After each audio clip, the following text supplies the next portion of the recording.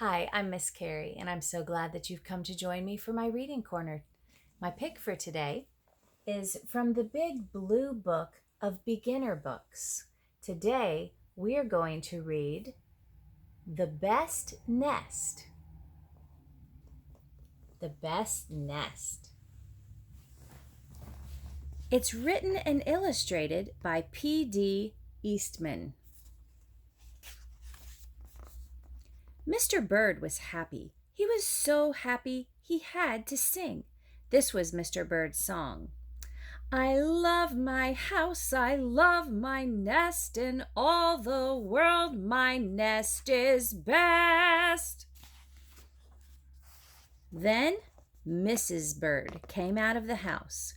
It's not the best nest, she said. I'm tired of this old place, said Mrs. Bird. I hate it. Let's look for a new place right now. So they left the old place to look for a new one. This place looks nice, said Mr. Bird. Let's move in here. But somebody else had already moved in. So they looked at another house. This one looks nice, said Mr. Bird, and there's nobody in it. You're wrong, said Mrs. Bird. This house belongs to a foot. So they went on looking. I like this one, said Mr. Bird. It has a pretty red flag on the roof. I've always wanted a house with a flag, said Mrs. Bird. Maybe this place will be all right. But it was not all right. I guess I made a mistake, said Mr. Bird. You make too many mistakes, said Mrs. Bird. I'm going to pick the next house. And here it is, right here. They flew in. They looked around. Isn't it too big? Asked Mr. Bird. I like this big place, said Mrs. Bird. This is the place to build our new nest. They went right to work. They needed many things to build their nest. First, they got some hay. They got some soda straws and broom straws. They got some sweater string. They got some stocking string and mattress stuffing. Uh-oh. They got some horsehair. They got some man hair.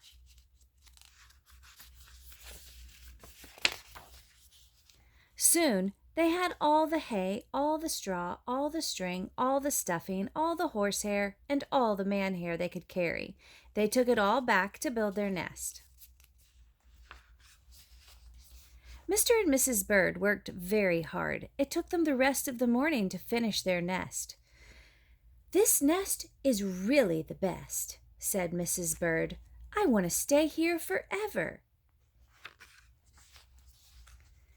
Mr. Bird was very happy too. He flew to the top of his house. He sang his song again. I love our house, I love our nest. In all the world our nest is best. He was so busy singing, he didn't even see Mr. Parker coming. Every day at 12 o'clock, Mr. Parker came to the church. Mr. Parker came to pull a rope. The rope went up to the bird's new nest. The rope rang the big bell right under Mrs. Bird's nest. Bong, bong, bong. Mrs. Bird got out of there as fast as she could fly. When Mr. Bird came in, all he could see was a mess of hay and string and stuffing and horsehair and man hair and straws. Where was Mrs. Bird? I will look for her until I find her, said Mr. Bird. He looked high, he looked low, he looked everywhere for Mrs. Bird. He looked down into a chimney, but Mrs. Bird wasn't there. He looked down into a water barrel, but Mrs. Bird wasn't there.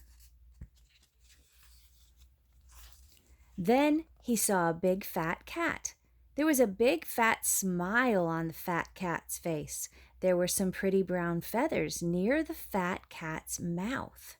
Mr. Bird began to cry. "Oh dear," he cried. "This big fat cat has eaten Mrs. Bird." Mr. Bird flew off. "I'll never see Mrs. Bird again," he cried. It was getting dark. It began to rain. It rained harder and harder. Mr. Bird could not see where he was going. Crash! Crash! Mr. Bird bumped into something. It was his old house, that old house that Mrs. Bird hated. "I'll go inside," said Mr. Bird. "I'll rest here until the rain stops." Mr. Bird went in, and there was Mrs. Bird, sitting there singing.